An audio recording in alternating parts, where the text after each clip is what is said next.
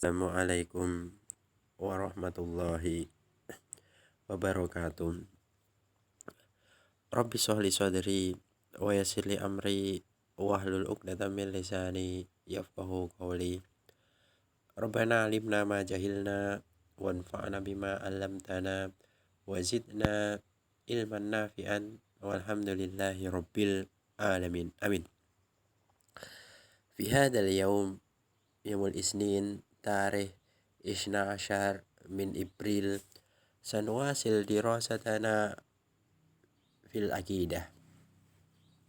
Takallamna sabiqan an aslu mas'alah al-awwal yakni ma'rifatul abd rabbahu. Kemarin kita sudah menjelaskan tentang permasalahan yang pertama yang harus sepatasnya seorang muslim mengetahui siapa Robnya dan bagaimana kita mengenal Rob kita, yaitu dengan dua metode, yaitu dengan dua cara. Yang pertama yaitu dengan memperhatikan ayat-ayat kauniyah, yaitu dengan cara melihat berbagai macam penciptaannya, berbagai macam segala yang diciptakannya, dan juga mentadaburi ayat-ayatnya. Kemudian cara yang kedua kita mengenal Rob kita yaitu dengan cara ayat-ayat syar'iyah, yaitu dengan cara mengetahui wahyu yang diturunkan oleh Allah dari Allah kepada Rasulnya. Wathani yakni dinahu, yaitu metode yang kedua yaitu untuk asal yang sejatinya seorang muslim mengetahui, yaitu adalah mengetahui agamanya. Ai ma'rifatul asli atsani wa huwa dinahu, yaitu hendaknya seorang muslim mengetahui yaitu pondasi yang kedua yaitu agamanya. Alladzi kallafal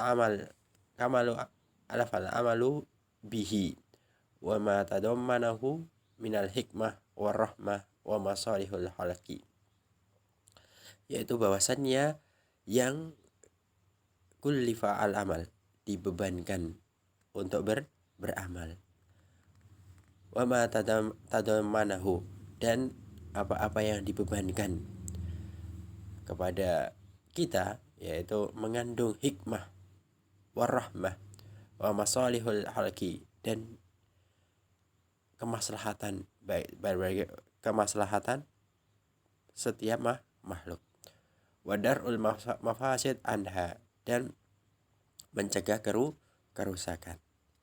Maksudnya bagaimana? Yaitu bait kalimat ini adalah bahwasannya agama itu membebankan kepada kita, dan apa-apa yang terkandung di dalamnya, yang terkandung di dalam beban-beban tadi itu adalah mengandung rahmah, mengandung hikmah. Kita ambil contoh saja. Kita dibebankan untuk sholat 5 waktu. Dan sholat 5 waktu kita bisa mengambil hikmah kenapa kita diperintahkan untuk sholat. Ternyata di dalam dunia kedokteran, sholat itu sendiri mengandung berbagai macam manfaat. Karena semua sendi-sendi, semua ruas-ruas tubuh itu bergerak disebabkan karena sholat. Baik sendi tangan, sendi kaki, sendi kepala, semuanya itu ada manfaatnya. Kita akan memperhatikan dengan seksama seperti itu. Perintah Allah itu mengandung hikmah. Begitu juga kita diperintahkan untuk puasa. Apalagi sebentar lagi insya Allah kita akan memasuki bulan Ramadan. Kita diperintahkan untuk puasa, itu mengandung banyak sekali hikmah. Dalam istilah kedokteran juga dijelaskan bahwa puasa itu pun juga mengandung manfaat. 11 bulan perut kita mengunyah, mencerna setiap makanan. 1 bulan diperlukan untuk perut untuk istirahat, lambung untuk istirahat. Ini banyak sekali manfaatnya. Nah, makanya agama ini penuh dengan hikmah dan juga daf'ul mawasid anha, mencegah untuk terjadi kerusakan. Coba kita bisa bayangkan kalau Allah tidak memerintahkan kita puasa, lambung kita 1 tahun mencerna makanan tanpa henti. Apa akibatnya? Inilah salah satu keistimewaan agama Islam ini yang berbeda dengan agama-agama yang lain. Wadinul Islam man ta'ammalahu haqqa ta'amuli ta'ammalan mubayyinan al-kitab wa sunnah arafa annahu dinul haqq. Ini agama Islam, jikalau seseorang memperhatikan dengan seksama, dengan perhatian yang lebih, yang telah dijelaskan di dalam Al-Quran dan Sunnah, maka mengetahui bahwa agama ini adalah agama yang benar. Maksudnya bagaimana? Yaitu seseorang jikalau benar-benar mengetahui, meyakini, dan mentadaburi dengan seksama agama ini yang dijelaskan dalam Al-Quran maupun Sunnah, dia akan meyakini agama ini adalah agama benar. Saya kasih contoh supaya mudah, yaitu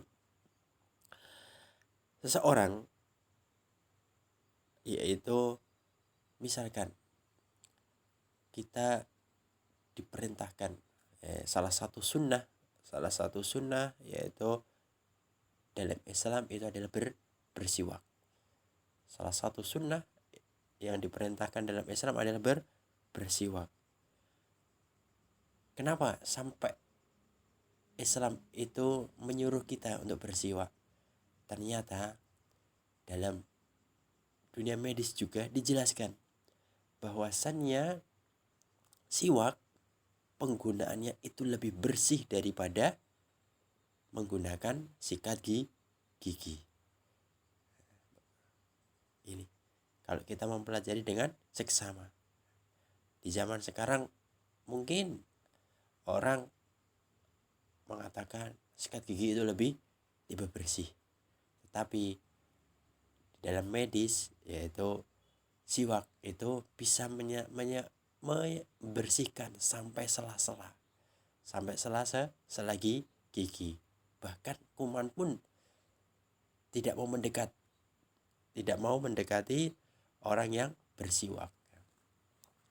Tingkat persentasenya itu lebih kecil dibanding orang yang menggunakan sikat gigi. Inilah pentingnya kita mentadaburi, meyakini agama ini adalah agama yang benar. Begitu juga contoh yang lain. Islam memerintahkan kepada kita, khususnya perempuan, yaitu untuk memakai pakaian jilbab, menutupi auratnya. Ternyata di sini ada manfaatnya. Kenapa seorang perempuan diperintahkan untuk menutupi aurat? Karena salah satu faktor yang bisa mencegah terjadinya kejahatan, yaitu ada perempuan yang menutup aurat. Betapa banyak di zaman kita sekarang perempuan ini yaitu ini dengan mudahnya tidak menutup aurat. Padahal sejatinya itu adalah fitnah terbesar bagi lelaki. Inilah pentingnya mengetahui agama ini dengan benar. Wa annahu dinul ladzi la yaqumu masalihul khalqi illa bihi. Dan dia akan juga mengetahui bahwasannya agama ini tujuannya adalah untuk kemaslahatan umatnya. Agama Islam itu membawa manfaat, berbagai macam manfaat bisa didapat dari perintah agama Islam jikalau benar-benar mentadaburinya. Saya kasih contoh lagi. Permisalan seseorang yaitu diperintahkan jikalau sudah mempunyai harta mencapai nisab, diperintahkan untuk mengeluarkan. Apa fungsi zakat ini sendiri? Sejatinya dalam Islam orang kaya diperintahkan zakat untuk mensucikan harta yang dia miliki. Dan bagi orang yang tidak mampu menerima zakat, dikarenakan ini adalah suatu kemerataan, keadilan dalam Islam. Yang kaya mengeluarkan zakat, yang miskin menerima zakat. Inilah keadilan dalam Islam. Berbeda dengan agama yang lain, tidak memerintahkan untuk berzakat. Bahkan zakat sendiri di agama yang lain itu diberikan kepada pemuka-pemuka agama dari agama tersebut, yaitu walayam bagi an-nuki al-Islam bima alihil muslimun al-yawm. Dan jangan sampai kita mengkiaskan Islam yang dijelaskan ini kita kiaskan dengan kaum muslimin di zaman sekarang. Kaum muslimin di zaman sekarang berbeda jauh dengan kaum muslimin di zaman dahulu. Fa innal muslimun qad faratu fi asya'in katsiron. Bahwasannya umat Islam sekarang itu telah menyimpang dalam berbagai macam keadaan. Contohnya apa? Baru saja kita melihat sebuah fenomena, ada peledakan bom bunuh diri di sebuah gereja. Padahal sejatinya Islam itu tidak mengajarkan bom bunuh diri. Bom bunuh diri sejatinya itu adalah membunuh diri sendiri. Padahal Islam sendiri tidak memerintahkan untuk membunuh diri sendiri. Berbeda, yaitu di zaman dahulu tidak ada anjuran untuk bunuh diri. Makanya umat Islam sekarang berbeda dengan umat Islam terdahulu. Banyak sekali penyimpangan. Wartakabu mahadiru adimatun hatta ka'anal aish bainahum fi ba'dil biladil al-islam ya'isu fi jawin ghairi islami. Banyak sekali kaum muslimin yaitu melakukan hal-hal yang dilarang. Hal-hal yang dilarang banyak sekali dilakukan.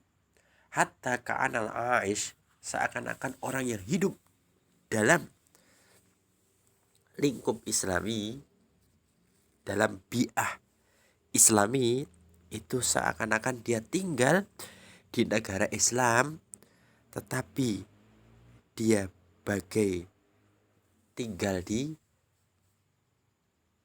iklim yang bukan Islam. Contohnya begini.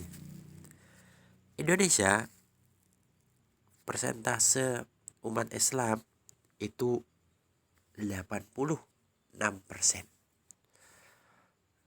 Dikatakan Indonesia adalah negara mayoritas penduduk Islam terbanyak. Tetapi sejatinya kalau kita telusuri, banyak sekali kaum muslimin yang masih merokok. Kaum muslimin yang masih melakukan hal-hal yang dilarang. Makanya keadaan seperti ini bagi kaum muslimin yang berpegang teguh kepada agama Islam, dia seakan-akan tidak tinggal di negara Islam. Iklimnya lain, keadaannya lain. Seakan bahasa kita tinggal di planet lain, tinggal di bumi lain. Nah, itu berbeda umat Islam sekarang dengan umat Islam terdahulu. Wa dinul Islam wa bihamdillah, adapun agama Islam ini alhamdulillah mutadamminun li jami'il masalihu allati tadammanatha al-adyan as-sabiqah. Agama Islam ini yang sekarang itu berbagai macam, mengandung berbagai macam kemaslahatan yang diliputi dengan yang mengandung dengan agama-agama terdahulu. Maksudnya bagaimana? Agama terdahulu, berbagai macam agama yang terdahulu itu sejatinya sudah dikumpulkan dalam lingkup Islam. Makanya bahasa kita, Islam yang sekarang ini, agama Islam ini adalah kumpulan-kumpulan perintah-perintah agama terdahulu. Di zaman terdahulu juga diperintahkan sholat. Di zaman terdahulu diperintahkan puasa. Coba kalau kita bayangkan, kalau kita diperintahkan puasa ataupun diperintahkan sholat seperti sholatnya Nabi Musa. Sholatnya Nabi Musa yaitu sholat 50 waktu. Kira-kira kalau dipraktekkan pada umatnya Nabi Muhammad, kira-kira saya yakin tidak mampu. Makanya Islam ini adalah agama yang penuh dengan rahmat. Mutawayyizun alaiha biqauli salihan likulli zaman wa makan wa ummah. Agama Islam ini cocok dalam berbagai keadaan dan berbagai waktu atau berbagai macam lintas umat, lintas generasi. Jadi nggak ada agama yang bisa sempurna seperti Islam. Wa anna tawassuk bihi la yunafi masalihul ummah fi ayyi zaman wa makan wa ummah. Bahwasanya berpegang diri terhadap agama Islam ini tidak meniadakan kemaslahatan umat di berbagai zaman, tempat, dan umat. Maksudnya bagaimana? Ya kita hendaknya seorang Islam berpegang teguh dengan agama Islam ini dengan sebenar-benarnya berpegang. Itu perintah Islam seperti itu.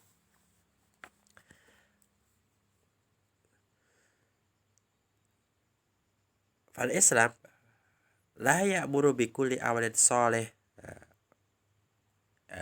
Islam itu memerintahkan umatnya untuk melakukan segala macam amal perbuatan yang baik. Wa yanha an kulli amalin sayyi, dan melarang umatnya menjauhi perbuatan-perbuatan yang jelek.